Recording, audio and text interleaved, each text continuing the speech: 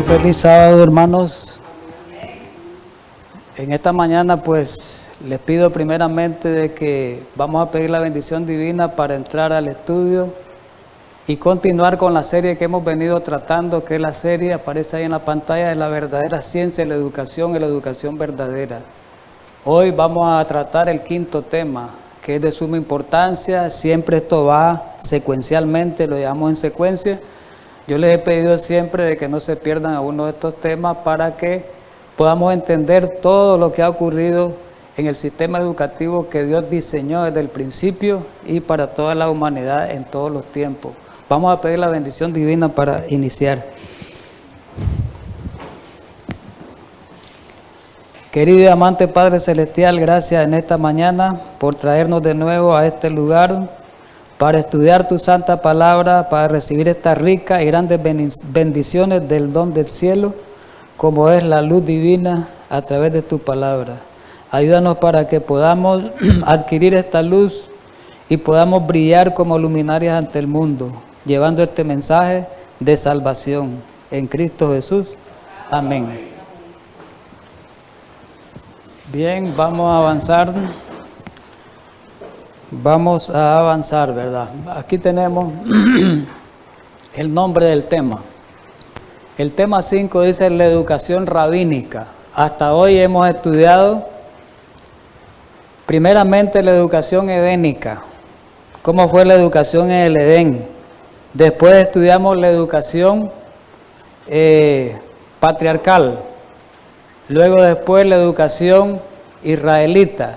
Y hoy estudiamos la educación rabínica. O sea, vamos a lo largo haciendo un recorrido histórico de cuál ha sido el método educativo de Dios que ha habido a través de los tiempos y cuál debe ser el método educativo de Dios en este tiempo. Vamos a avanzar un poquito, pues. Para explicar un poquito este tema y desarrollarlo, vamos a arrancar no con la explicación de una profecía bíblica, sino que solamente vamos a hacer mención de esa profecía para ubicarnos en el tiempo de este sistema educativo que vamos a estudiar hoy. Y ello es la profecía de Daniel 8, la visión de Daniel 8, que como lo hemos estudiado en los estudios sobre Daniel, recordemos que tenemos una serie sobre el libro de Daniel, y uno de los temas, ¿verdad?, que aparece en la serie, habla sobre el capítulo 8 del libro de Daniel. Y hoy solo vamos a hacer mención en esa visión de Daniel 8 que habla de dos bestias proféticas y de un cuerno pequeño. En eso se centra la visión, ¿verdad? Y la visión en el inicio está más centrada en el pleito entre esas dos bestias, esos dos animales que representan proféticamente o representaban proféticamente imperios, reinos, ¿verdad? Y una guerra, una lucha, un combate entre esas dos bestias, ¿verdad? Y que esas dos bestias, como vemos ahí en la imagen, tienen una representación. La bestia, una de las bestias era el carnero y otra de las bestias era el macho cabrillo. Lo dice ahí en el libro de Daniel capítulo 8, repito, no vamos a explicar nada porque no es un estudio profético. Solamente estamos haciéndonos para auxiliarnos, para ubicar en el tiempo lo que estamos estudiando. Ahí están los pasajes bíblicos que pueden ubicarlos ustedes. Aquí mismo se identifica quiénes son esas bestias en el versículo 20 y 21 del capítulo 8. Identifican que esas bestias son el imperio griego, el macho cabrillo, y el carnero es el imperio medo-persa. Y que el primer emperador o el primer rey del imperio griego, representado por un cuerno, era Alejandro Magno, su primer rey. Eso lo hemos estudiado, ¿verdad?, en los estudios proféticos. Pero en Daniel 8:8 cabe la pena mencionar este pasaje porque este pasaje nos interesa, porque es el que nos va a tratar de ayudar a ubicarnos en el tiempo de lo que estamos estudiando, que es la educación rabínica. Muy bien. Y dice el versículo 8 del capítulo 8, y el macho cabrillo, que representa, ya sabemos, hemos estudiado, ¿verdad?, al imperio griego, se engrandeció sobremanera, pero estando en su mayor fuerza, aquel gran cuerno fue quebrado. Ya sabemos que el primer rey, Alejandro Magno, fue quebrado, y en su lugar salieron otros 4 cuernos notables hacia los 4 vientos del cielo.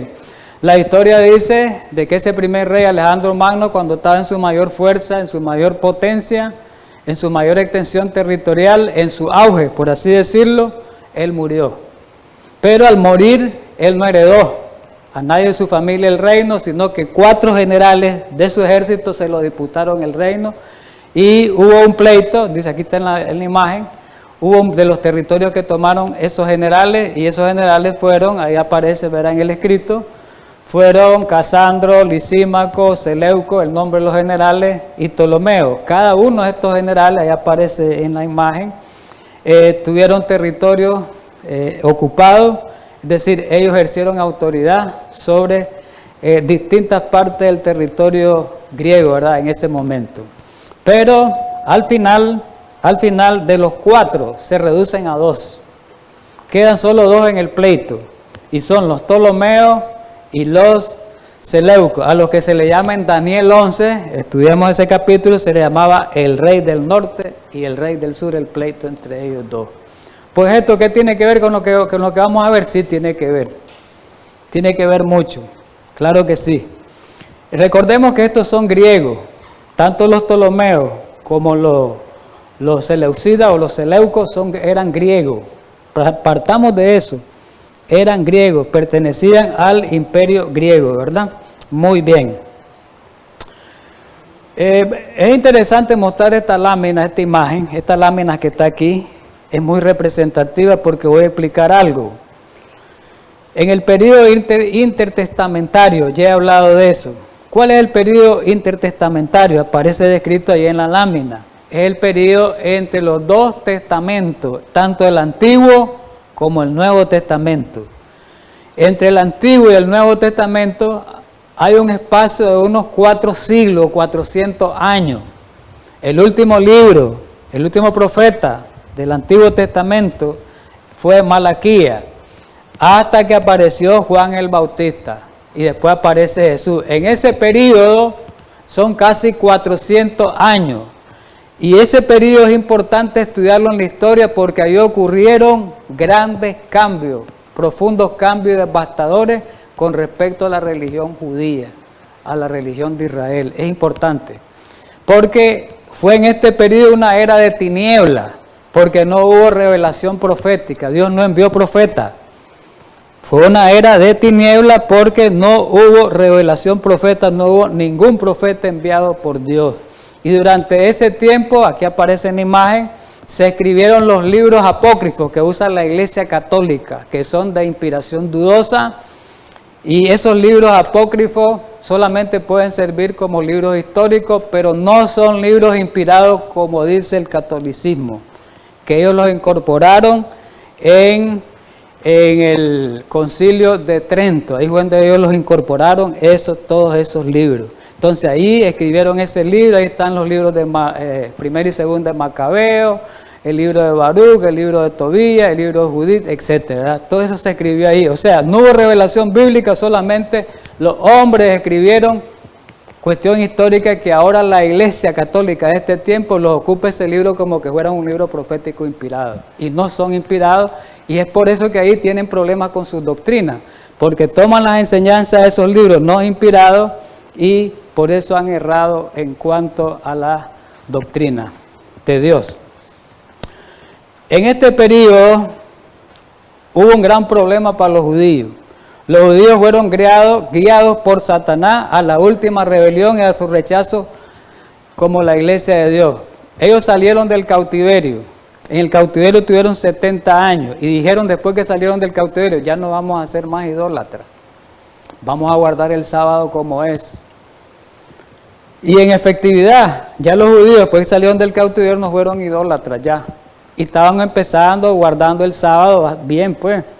Pero en este momento de la historia, Satanás, astuto, la astucia, utilizó al imperio griego de una manera sin pleito, sin presión, utilizó al imperio griego de una manera como utilizó también en el tiempo antes de la Edad Media, cuando en el cristianismo, ¿verdad?, se infiltró el paganismo. De igual manera ocurrió en este tiempo. Entonces miremos qué es lo que pasó en ese tiempo, vamos a verlo en este estudio. Y lo que pasó en este tiempo, que vamos a ver hoy, oigamos bien, preparémonos nuestra mente, lo que pasó en este tiempo fue determinante para que el pueblo judío rechazara a Cristo y lo matara. Todo lo que ellos absorbieron en este tiempo, toda esa influencia griega de este tiempo, ellos la absorbieron en su religión, hicieron una mezcla, ¿verdad? Una mezcla, y todo ellos los capacitó para matar a Jesús, no los capacitó para prepararse al encuentro con Él. Ese es un problema muy serio, que es una lección que tenemos que aprenderle en este tiempo. Todo se debió que escogieron un sistema educativo falso. Eso lo vamos a ver ahorita. Muy bien. Para este estudio son importantes las fuentes históricas, confiables, fidedignas, no cualquier fuente histórica secular, no. Uno de los expositores que escribe sobre este tiempo fue Flavio Josefo. Josefo, famoso, un historiador judío que tenía también nacionalidad romana, pero él era judío. Este escribió, que vivió en el siglo I, escribió mucho de esos tiempos, en un libro que se llama, ahí aparece bastante antigüedad de los judíos. Hay otros libros que escribió él, ¿verdad? Ahí aparecen 3 de sus libros: Antigüedad de los judíos, La guerra de los judíos y Contra Apión. Pero lo más importante es que este es un historiador que muchas religiones creen bastante en sus escritos, como los católicos lo citan los protestantes. Otros que escribió en ese tiempo, historiador moderno, pero que se dedicó a la historia de ese tiempo, de esos 4 siglos de la influencia griega sobre la religión judía, fue un alemán llamado Heinrich Graetz. Dice que fue uno de los primeros historiadores en escribir una historia completa del pueblo judío desde una perspectiva judía. Una fuente confiable es Heinrich Graetz. Es importante, vamos a estar citando esas fuentes. Otro fue Arturo Stanley, en un libro que se llama La historia de la iglesia judía. Stanley fue un gran escritor, fue un académico, fue un teólogo, fue el teólogo más liberal de su tiempo en Inglaterra, y escribió ese libro famoso, ¿verdad? Otro fue Edwin Robert Bevan, también un historiador británico del mundo helenístico, del mundo griego, y escribió un libro famoso que se llama Jerusalén. Varios libros aparecen ahí escritos, como ustedes pueden ver, no me detengo a mencionarlo por el tiempo. Uno se llama Jerusalén bajo los sumos sacerdotes, muy importante esto. Otro fue Emil Schurer, que también escribió, fue un teólogo protestante alemán, ¿verdad? Y escribió un estudio de la historia de los judíos en la época de Jesús, en la época del ministerio de Jesús. Hay muchas fuentes fidedignas que abarcan ese periodo histórico, es muy importante. Bien, vamos a citar pues algunos de estos autores. Dice que Alejandro Edwin Bevan, en el libro que se llama Los sacerdotes, ¿verdad?, en Jerusalén, que lo mencionamos ahorita hace poco, aquí aparece Jerusalén bajo los sumos sacerdotes, ese se llama el libro. Dice que Alejandro Magno fue el primer emperador en mirar la cultura nacional y la religión separada de lo militar. ¿Qué estrategia es la del diablo? Casi todos los emperadores, recuerden cómo fue Nabucodonosor cuando sometió a Israel, cómo llegó matando, destruyendo, ¿verdad? Miren a Alejandro Magno. Dice que Alejandro Magno trató al pueblo judío, no lo maltrató, más bien lo atrajo al pueblo, vamos a ver ahora, lo atrajo al pueblo judío y era sometido por ese imperio, como que digamos eran como, por así decirlo, como prisioneros, estaban bajo él, por así decirlo. No lo sometió por la fuerza. El diablo utilizó 3 estrategias, sabía que las estrategias anteriores no le habían dado resultados porque los tuvieron en el cautiverio tanto tiempo. Dice, ay, ahora estos vienen ya reformados, vamos a usar otra estrategia más sutil, dice el diablo. Ahora no vamos a usar la fuerza como en el tiempo de Constantino, recuerda. No vamos a usar la fuerza, ahora vamos a usar otra artimaña. Y miren cómo hizo Alejandro Magno, dice este escrito. La filosofía griega, la economía griega, el estilo de vida griega, el idioma griego y las artes penetraron muy profundo en todas las colonizaciones y países que ellos tuvieron bajo su dominio. Llamaban a todos para que participaran ahí en todo el territorio griego, principalmente en Alejandría, los llamaban ellos, lo vamos a ir estudiando, para que ellos se relacionaran con ellos socialmente, políticamente, las religiones compartieran. Mire qué clase de estrategia es la del diablo. Y dice que al popularizar su cultura y educación, ellos se integraron dentro de otras culturas. Hasta hoy, hermano, hasta hoy, el pensamiento griego existe hoy todavía en el mundo. El pensamiento griego, la filosofía pagana griega todavía ha penetrado, está tan penetrante en este mundo hoy que el sistema educativo nuestro de hoy tiene influencia griega, para que ustedes sepan.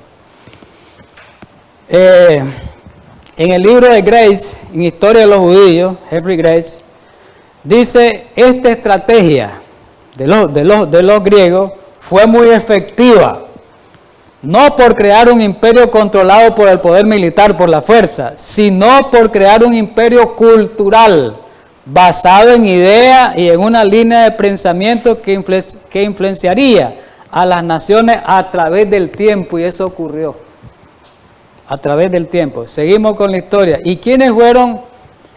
¿Cuál fue el cimiento de este sistema educativo, de este sistema filosófico? Los grandes sabios griegos, paganos. ¿Quiénes eran los grandes sabios que hasta hoy los estudiamos? Cuando estudiamos carreras profesionales, ahí aparecen todos estos sabios. En la ciencia, ahí aparecen todos ellos. En la filosofía, hasta hoy. Y dice que fueron eso, el imperio griego dependió de los maestros de la sabiduría como Aristóteles, Sócrates y Platón. Y estos pusieron los cimientos de la cultura occidental hasta hoy.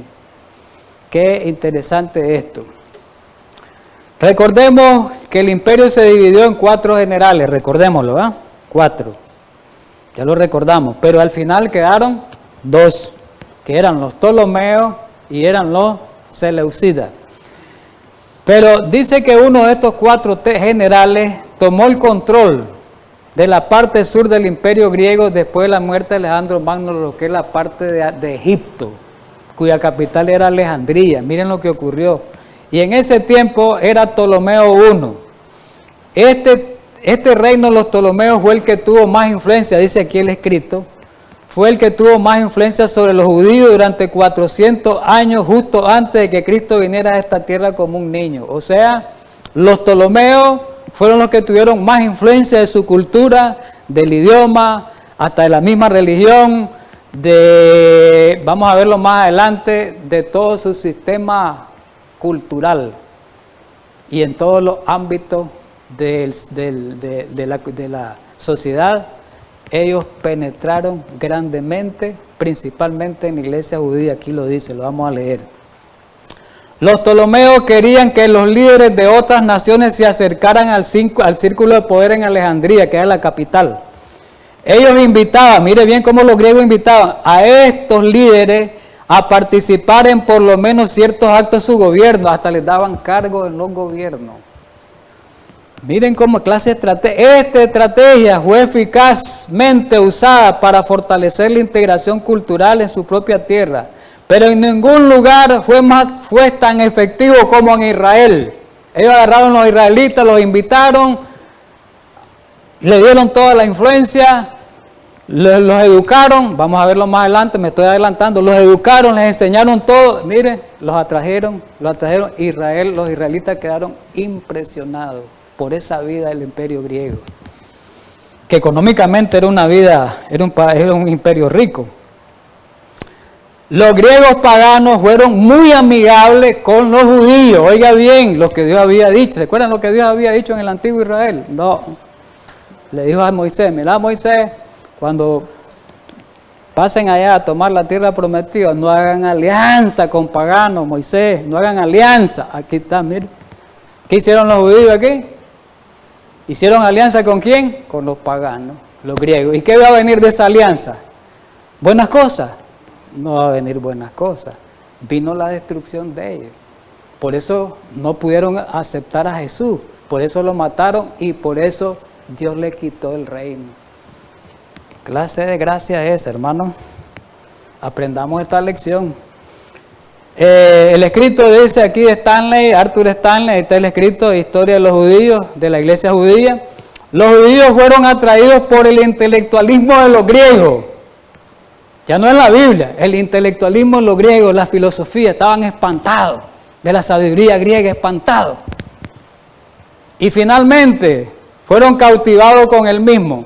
Uno de los reyes Ptolomeo, de los grandes, comisionó a 70 rabinos, de los rabinos, vengan ustedes aquí, hombre, de Alejandría, traduzcan la Biblia de ustedes de hebreo, traduzcan a la lengua a nosotros para ver si compartimos ideas religiosas. Y eso ocurrió.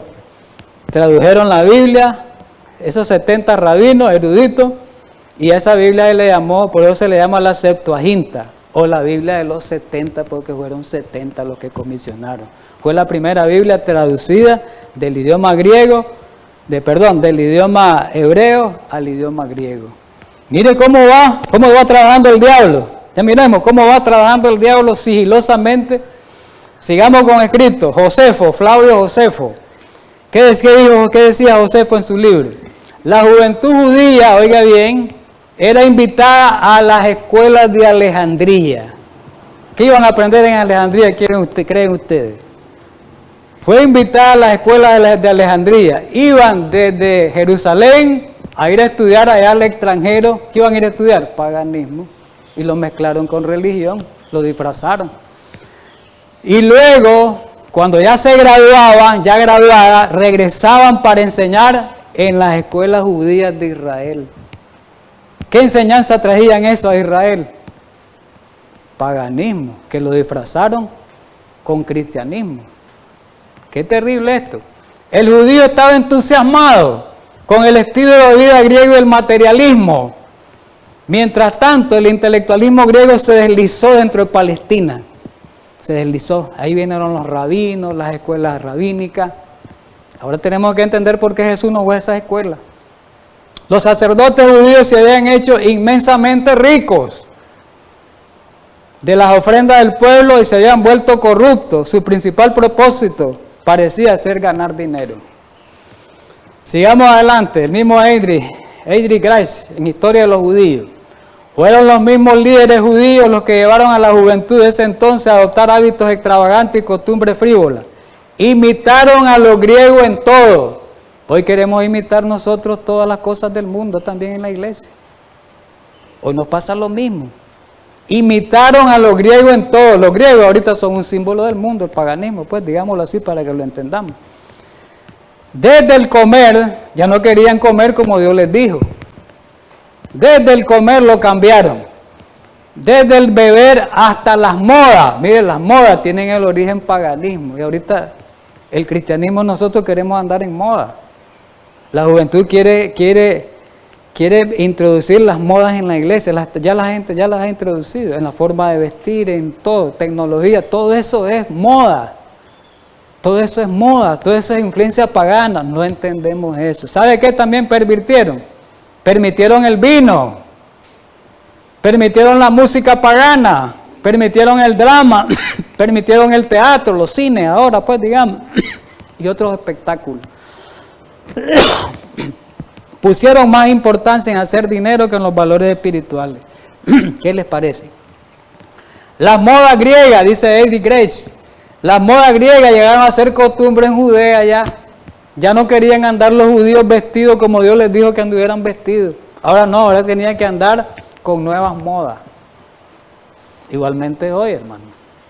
Dios le ha dicho a su pueblo cómo vestirse hoy. Ah, no, pero el pueblo de Dios quiere vestirse de otra manera. Dios le ha dicho a su pueblo cómo comer hoy. Ah, no, pero el pueblo de Dios queremos comer de otra manera. Dios dice a su pueblo cuáles costumbres y hábitos debemos tener ahora. No, tenemos que copiar los hábitos y costumbres del mundo. Igualito está ocurriendo. ¿Qué nos puede pasar? Lo que le pasó a los judíos. No vamos a poder identificar a nuestro Salvador. No nos estamos preparando para la segunda venida de Jesús. Esa es la lección que debemos tomar. Edwin Viven dice que algunos judíos importantes, familiarizados con la corte, oiga bien, estaban hasta en la corte tolemaica de los Ptolomeos, familiarizados con la corte, tenían algo, rango, puesto ya los judíos allá en Alejandría. Presenciaron incluso participar en las perversas orgías relacionadas con numerosos festivales griegos, se metieron en las fiestas griegas. Estos líderes judíos descaradamente, todas estas fiestas, todas estas costumbres, las introdujeron en Jerusalén. ¿Qué les parece? Incluyendo el vino. Muchos no nos damos cuenta porque como no hemos estudiado esta parte histórica, la Biblia no te relata esto, pero Dios la dejó en la historia para que nos demos cuenta de lo que ocurrió verdaderamente. Pero la Biblia te da una pauta de lo que ocurrió ahí en ese tiempo. Miremos bien, mujeres bailarinas y la música pagana habían penetrado en la iglesia, ¿verdad? Qué interesante es esto, hermano. Los deportes. ¿Cuándo dice en el Antiguo Testamento, oiga bien, cuándo dijo en el Antiguo Testamento el juez daba una orden a Moisés que practicaran deportes los israelitas? Jamás, jamás.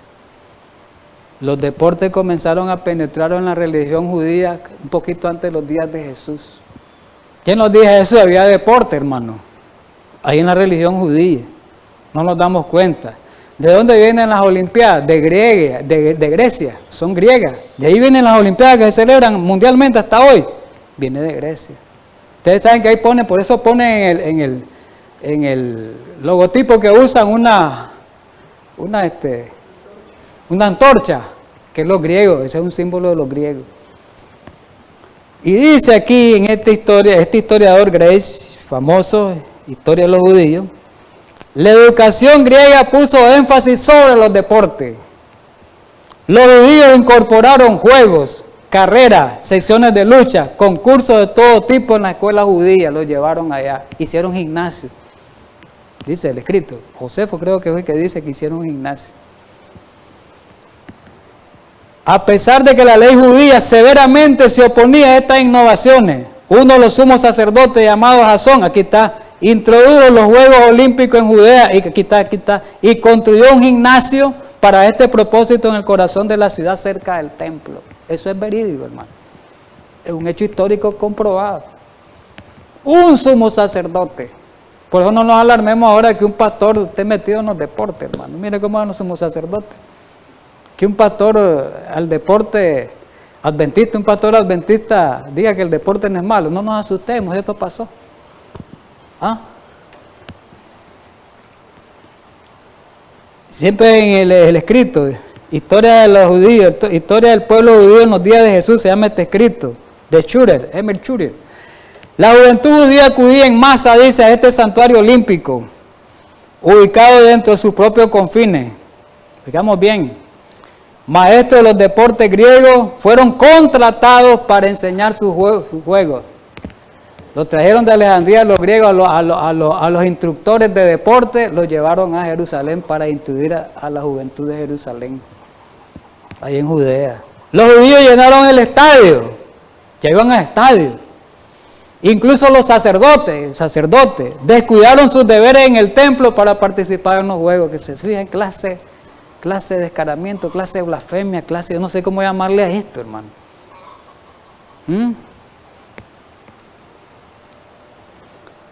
Siempre historia de los judíos siempre citando. Las escuelas rabínicas de los judíos continuaron operando, vinieron las escuelas rabínicas, pero cuando los rabinos entrenados en Alejandría tuvieron dominio sobre el currículo, el adiestramiento en estas escuelas se vio comprometido en gran manera. Cada vez era menos práctico, menos bíblico. Las escuelas rabínicas donde enseñaban la religión, menos bíblico, más teórico. Había un énfasis en el estudio de los filósofos griegos en vez de los profetas judíos. Los deportes, los juegos, la riqueza y el lujo fueron ensalzados. La motivación mundana reemplazó el servicio en la causa de Dios. El mundanalismo entró a la iglesia a través del paganismo. Y ahí donde vinieron los rabinos, donde se fueron formando los grupos, los saduceos, los fariseos, ahí vinieron, mire, con cosas raras, de ahí vinieron. Por eso Jesús tuvo encontronazo con ellos. Por eso Jesús, las creencias de ellos chocaron con la religión de Jesús. ¿Ya se fijaron por qué Jesús, los fariseos siempre, los fariseos contrariaban a Jesús? Porque el sistema educativo lo habían cambiado. Año tras año la palabra de Dios se estudiaba menos, mientras que el currículum educativo se movía hacia el intelectualismo y el racionalismo griego. Año tras año el hombre fue exaltado, ya le daban títulos, comenzaron a existir los títulos, eso no existía en Israel, títulos. Como ahora, doctor en teología, ahora máster en teología, eso Dios nunca ha sido el plan de Dios, eso es exaltación. Mire de dónde viene esto.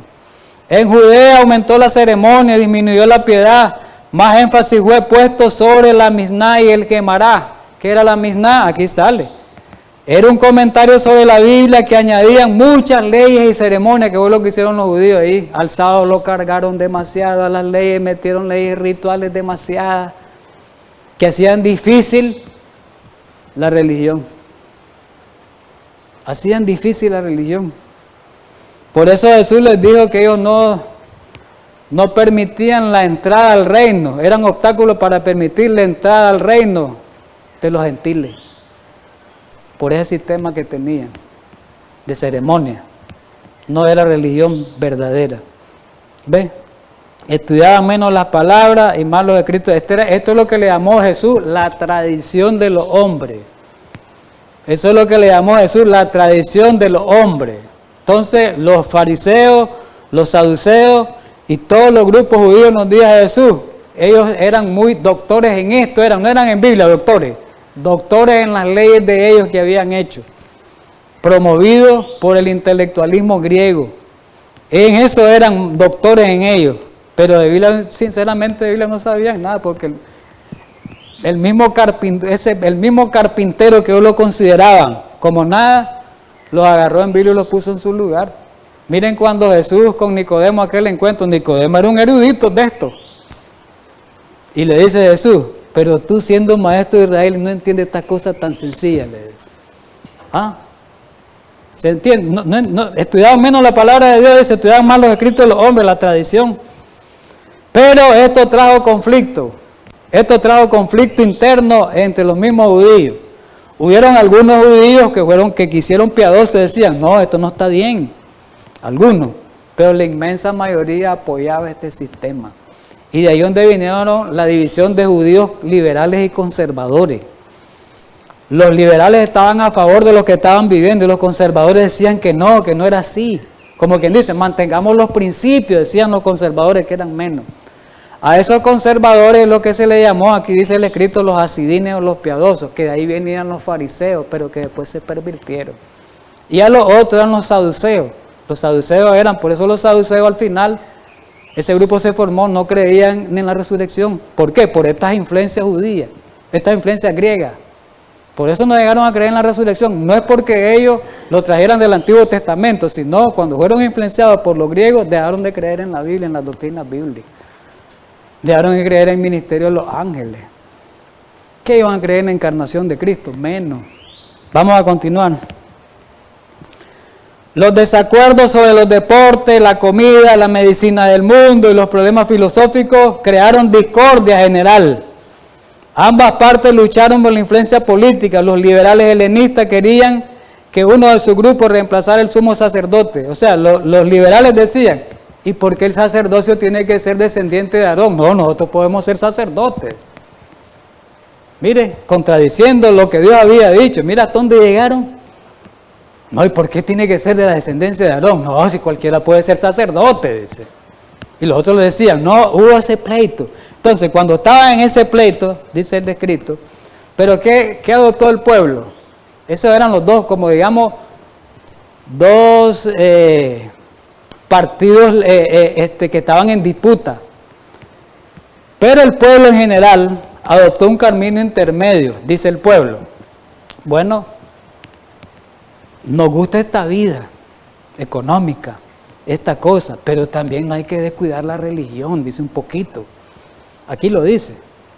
Entonces tenemos que tener un equilibrio, el pueblo. Mire lo que dice aquí el escrito.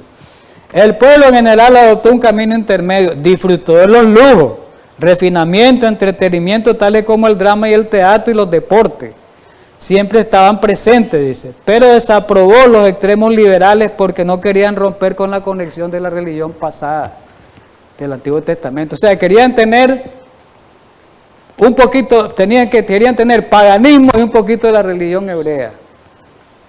Eso pensaba. ¿Por qué ellos dicen? No, dice, si todas estas son bendiciones que Dios nos ha dado, dice, Dios nos está bendiciendo. Mira, aquí dice el escrito, ¿ves? Que eran en realidad bendiciones de Dios y que debían de ser aceptados, dice. ¿Qué les parece eso? Entonces, cuando estaban en este conflicto, esto atrajo al reino, al emperador del reino del norte, que era de los Seleucidas, que se llamaba, aquí aparece en el escrito, de este escrito de Grace, Antíoco. Han oído hablar de Antíoco Epifanes. Y ese Antíoco Epifanes, dice el escrito, llegó a Jerusalén. Este llegó con la fuerza. Los Ptolomeos no usaron fuerza para controlarlo. Este llegó a la fuerza, matando israelitas, profanando el templo, y prohibió que guardaran el sábado, sacrificó cerdo en el templo, hizo una matancina, quemó los escritos, el que encontraba con escrito era penado y quemado. Fueron más o menos como por 3 años. Hizo, como dicen, destrucción. Al pueblo lo oprimió, lo tuvo oprimido al pueblo, porque miró, se aprovechó de eso, de la contienda. Pero después el pueblo se levanta, y ahí donde vienen los macabeos. Los macabeos, por eso le llaman los macabeos, vienen de Judas el Macabeo, que fue el líder. Entonces este Judas el Macabeo se levantó en una revolución, en una insurrección contra este Antíoco Epifanes. Y al final, pues, vamos a leerlo. Al final dice este escrito, pues, hubo liberación. Vamos a leerlo.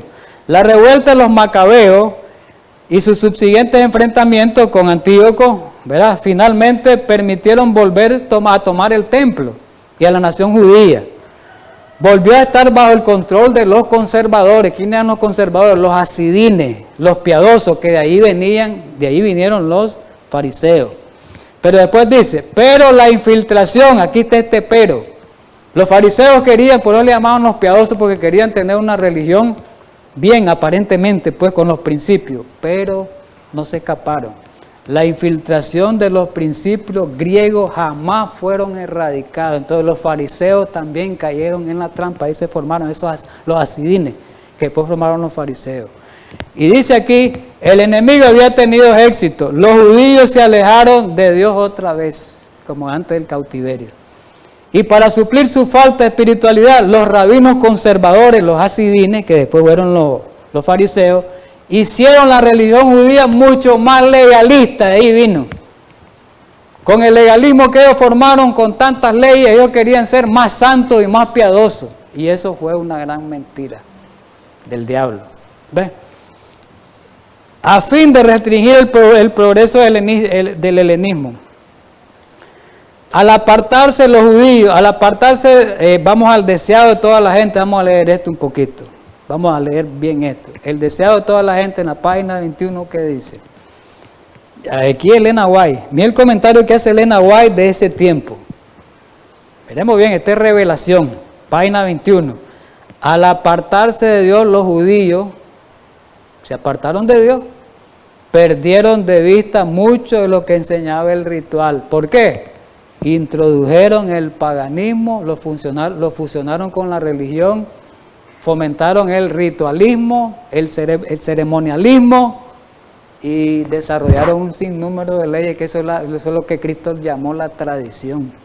¿Y qué dice aquí? Este ritual había sido instituido por Cristo mismo, las leyes ceremoniales, pero los judíos pervirtieron la vida espiritual de su ceremonia y se aferraron a las formas muertas. Por eso Jesús criticaba esa manera de ellos. ¿Y qué dice? Confiaban en los sacrificios y los ritos mismos, en vez de confiar a quien estos sacrificios señalaban, a Cristo. A fin de reemplazar lo que habían perdido, dice, los sacerdotes y rabinos multiplicaron los requerimientos de su invención, sacerdotes y rabinos. Y cuanto más rígidos se volvían, tanto menos del amor de Dios manifestaba. Medían su santidad por la multitud de sus ceremonias, mientras que su corazón estaba lleno de hipocresía. ¿Cuántas veces Jesús les dijo? Muchas veces que eran hipócritas. Y le dijo que eran sepulcros, ¿cómo? Blanqueados, pero por dentro había una podrición. Por eso les dijo Jesús eso. Por eso fue que les dijo Jesús eso, hermano. Es interesante entender esto. Miremos en la Biblia ahora, en San Juan, capítulo 7, 14 y 15, a los días de Jesús vamos a ir. Vamos a irnos a los días de Jesús, más a la mitad, dice Juan 7, 14, más a la mitad de la fiesta subió Jesús al templo y enseñaba ahí. ¿Qué ocurrió ahí? Y dice el 15, y se maravillaron los judíos con la enseñanza de Jesús. ¿Y qué decían los judíos? ¿Cómo sabe este letra sin haber estudiado? Vamos a pararnos ahí. ¿Ya se fijaron ustedes que Jesús no fue a esa escuela rabínica? ¿Y cómo sabe si este no estudió doctorado en teología? Dice. No fue un rabino. Dice. ¿Cómo sabe esto tantas cosas? Dice. ¿De dónde las aprendió? Se hacen la pregunta. Miremos lo que dice este escrito. Consejo para maestros, revelado. Elena White, 4:31 y 4:32. Muy importante este escrito. Jesús y Juan. Juan no fue a la escuela de los rabinos también, hermano. Por eso a Juan lo miraron como todo extravagante. En su forma de comer lo miraron raro, en su forma de vestir, todo raro, no se vestía de una manera fina, como los rabinos, que se vestían fino, porque tomaron la moda y el estilo de los griegos. Entonces cuando Juan y Jesús vino, los miraron todos raros. Y mire lo que dice aquí, Jesús y Juan fueron representados como ignorantes. Óigase bien, tomemos este escrito. Eran ignorantes por los educadores de aquel tiempo, igual ahora. El que no estudia ahora lo considera ignorante. Un doctor en teología o alguien en teología, los que no estudiamos teología y enseñamos Biblia, nos dice, ¿y por qué está enseñando ese? Si se nos fue a estudiar a la universidad de Andes, nos fue a estudiar a la universidad de Talde. ¿Se fija que estamos cayendo en los mismos tiempos? Igualito.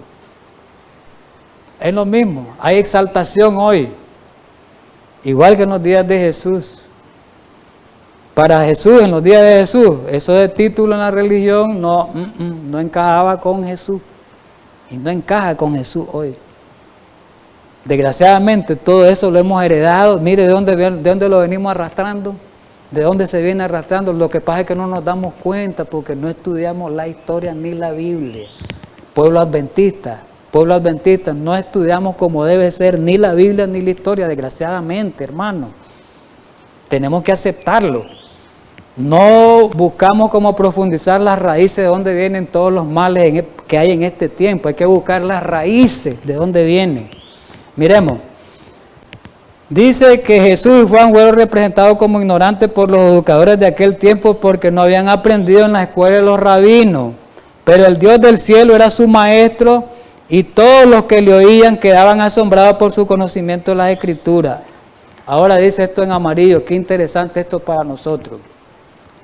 La primera gran lección de toda educación, ¿cuál es?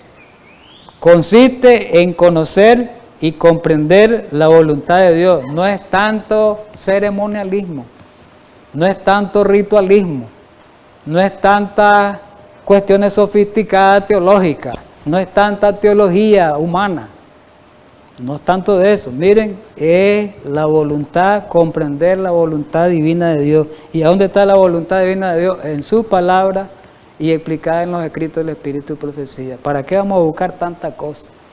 ¿Ah? Igual que en aquel tiempo, ¿verdad? Ahora, ¿qué pasó con este sistema de educación? El sistema de educación y la filosofía griega había destruido la capacidad de los judíos para comprender la misión de Jesús y terminaron crucificándolo. Correcto. Dice el escrito que este sistema de educación y filosofía griega al penetrar en la religión judía, ¿qué fue lo que hizo? Los destruyeron. Porque los judíos fueron incapaces de reconocer al Mesías que estaba ahí con ellos. Y lo mataron. Quiere decir que los judíos no se prepararon para lo que esperaban. Porque se esperaba esto en la profecía, que venía el Mesías, desde tiempo se decía, el Mesías va a venir, el Mesías va a venir, y no se preparaba, el diablo sabía como hoy decimos, viene Cristo por segunda vez, viene Cristo por segunda vez. Ahora la pregunta es, ¿nos estamos preparando para ese encuentro? ¿O nos va a pasar lo mismo que los judíos? Ese es el problema, nos puede pasar lo mismo que los judíos. Los judíos se perdieron en la iglesia. ¿Ya se fijaron que los judíos se perdieron en la iglesia? Nosotros también nos podemos perder en la iglesia, hermano. No es necesario que nos vayamos al mundo para perdernos. Mira, aquí está el ejemplo. Mire, yo no sé pues si aprendemos esto. Y por eso la profeta dice, mire qué tan claro es esto. ¿Por qué la profeta dijo estas palabras? Que eso ya lo mencionamos, esta cita en los estudios anteriores, y las volví a introducir aquí porque vale la pena tomar esta reflexión. Reflexionar estas palabras. Dice, antes de que podamos, en Madison School, página 30, de Elena White, antes de que podamos llevar el mensaje de la verdad presente en toda su plenitud a otros países, ¿qué debemos de hacer primero? Romper todo yugo. Ahora, los judíos no rompieron el yugo de la educación mundana, más bien se hicieron más mundanos. No rompieron, entonces no tuvieron capacitado para encontrarse con el Salvador, porque no rompieron el yugo de la educación pagana griega. No se prepararon. Hoy nos pasa lo mismo. Elena White con esta cita me está diciendo lo mismo que ocurrió en el tiempo judío, lo mismo está diciendo ahora, pero ojalá lo entendamos ahora. Dice ella, para que nosotros seamos verdaderos mensajeros, primero debemos romper el yugo, romper todo yugo. ¿Y cuál yugo? Dice ella, debemos venir a la línea de ¿cuál? De la verdadera educación. Entonces, si vamos a venir a la línea de la verdadera educación, ¿cuál yugo vamos a romper? El yugo de la educación falsa. ¿Estamos entendidos? ¿Y qué dice ahí? ¿Cómo vamos a caminar en esa línea de la verdadera educación? En la sabiduría de Dios y no en la del mundo, como los judíos, que cayeron en la sabiduría del mundo, en la sabiduría griega y se perdieron. ¿Y qué dice Sutherland? En Estudios sobre Educación Cristiana, página 7, la iglesia que triunfa es aquella que rompe ¿qué? El yugo de ¿cuál educación? Mundana. La iglesia que triunfa, mi querido hermano, no es la que tiene 100 miembros, 200 miembros, esa no es la que triunfa. La espiritualidad, el progreso de una iglesia no se mide por la cantidad, dice Elena White, que se mide por la piadosidad. Es importante que todo el mundo oiga el mensaje, con esto no estoy diciendo que no. Pero si somos 200 personas, esas 200 somos solo 5.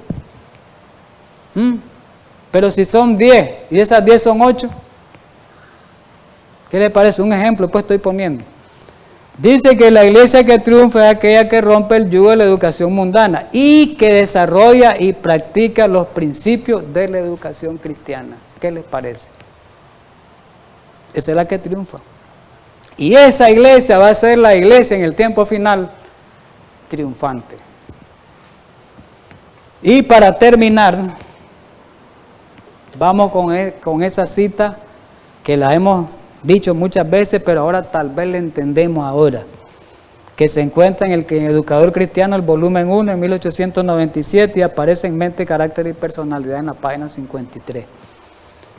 Tal vez lo entendemos esta cita de Elena White con el estudio que hemos tenido hoy.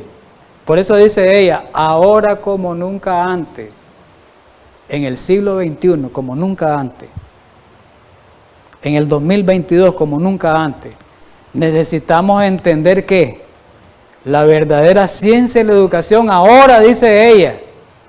¿Por qué? ¿Por qué dice que ahora? ¿Por qué dice ahora? Porque ahora es que nos estamos preparando y estamos preparando al mundo para el encuentro con Dios.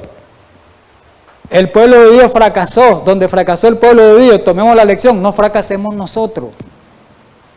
El pueblo judío, Dios lo quería capacitar para que Él se preparara el pueblo y prepararan a la gente, a los paganos, a los gentiles, a los paganos, lo prepararan para el encuentro con el Salvador que ya venía.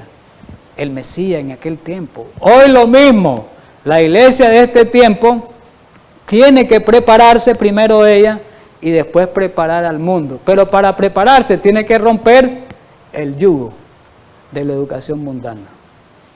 ¿Y qué dice? Ahora como nunca antes necesitamos entender la verdadera ciencia de la educación.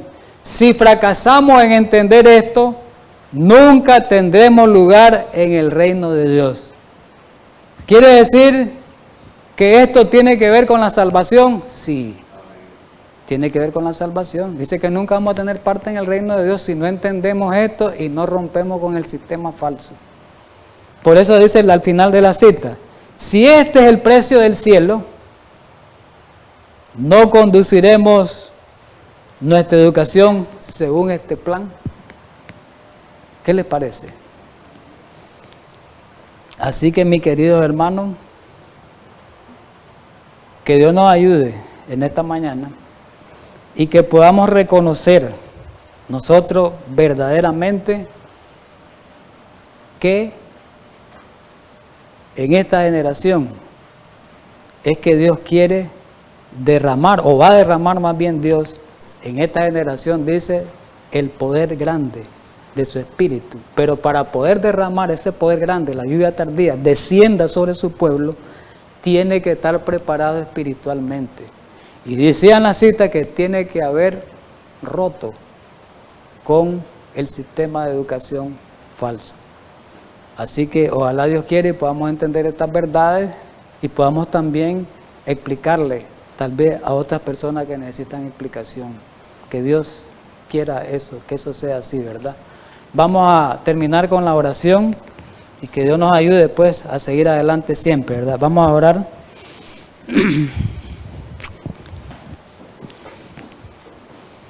Querido y amante Padre Celestial, muchísimas gracias en esta mañana por haber derramado esa luz especial sobre estas verdades. Necesitamos comprender más sobre este tema de la educación porque sabemos que es muy importante, tiene que ver con vida o muerte. Ayúdanos a que podamos interesarnos en profundizar, en estudiar y atender más estas verdades espirituales que son muy significativas y revisten de gran importancia en este tiempo final que nos estamos preparando para el reino venidero. Gracias, Señor, en esta mañana por derramar luz sobre tu pueblo y por darnos esa bendición especial en este día especial. En Cristo Jesús. Amén.